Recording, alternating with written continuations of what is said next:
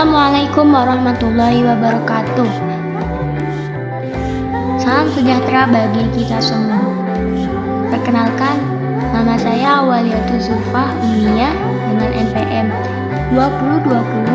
202042500004. Pada kesempatan kali ini, saya akan mempresentasikan hasil kerja saya, yaitu tentang reaktor nuklir dan penggunaan radioisotop.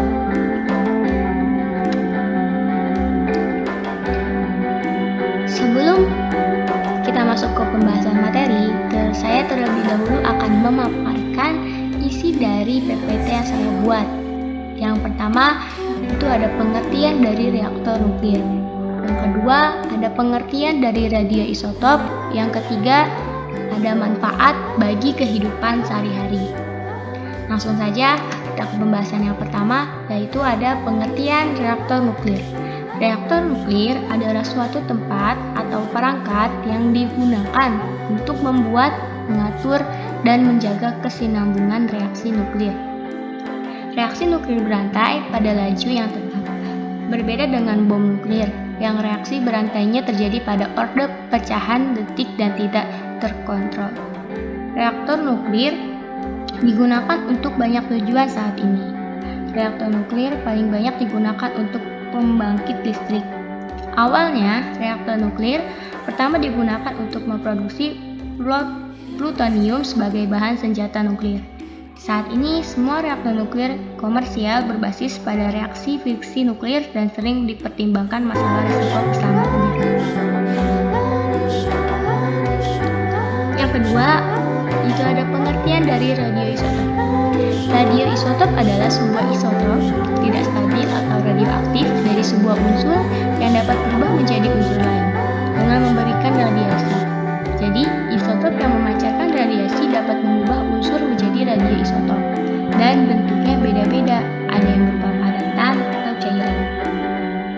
Penggunaan radioisotop sebagai perunggut didasarkan pada ikatan bahwa isotop radioaktif mempunyai sifat kimia yang sama dengan isotop stabil.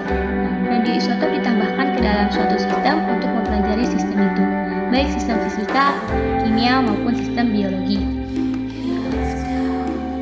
Perubahan unsur dari radioisotop dari satu dan menjadi yang lainnya tidak akan menyebabkan jenis unsurnya menjadi berbeda. Contohnya seperti unsur O, oksigen, berubah menjadi unsur H, hidrogen. Unsur radioisotop masih sejenis, hanya saja berbeda massa atomnya.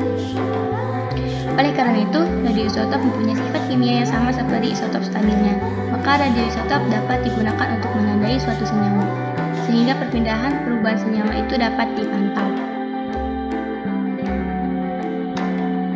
Nah, kemudian apa saja sih manfaat dari radioisotop dalam kehidupan sehari-hari? Langsung saja kita bahas.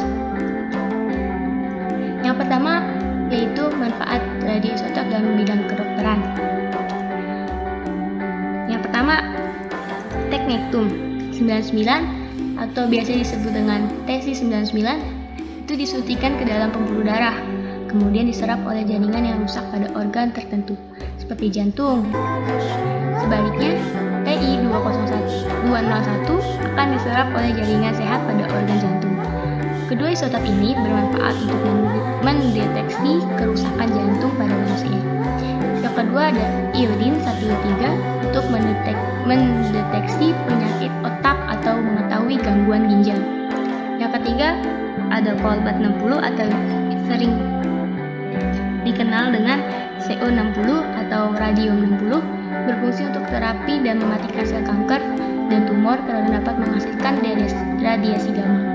Yang terakhir ada karbon 14 atau sering dikenal dengan C14, digunakan untuk mencari ketidaknormalan pada diabetes dan anemia. Kemudian manfaat yang kedua adalah manfaat dari radioisotop dalam bidang pertanian. Yang pertama ada fosfor 32 atau sering dikenal dengan P32, berguna untuk membuat benih tumbuhan lebih unggul dibandingkan dengan induknya. Ini sangat cocok bagi para petani yang ingin mendapatkan hasil yang lebih bagus, hasil pertaniannya. Yang kedua ada pupuk yang mengandung N12, dipantau dengan alat pencacah. Jika tidak terdeteksi adanya radiasi, berarti pupuk diserap oleh tanaman dengan sempurna. Selanjutnya manfaat yang ketiga, manfaat dari radioisotop dalam bidang industri. Yang pertama itu ada radiasi sinar gamma yang biasanya digunakan dalam vulkanisasi, latex, alam, atau untuk memeriksa cacat pada logam. Selain itu, radiasi digunakan untuk pengawetan kayu atau barang-barang seni serta mendeteksi kebocoran pipa. Yang kedua, manfaatnya ada larutan helium pada petromax agar lampu menyala lebih terang. Selanjutnya, manfaat radioisotop dalam bidang hidrologi.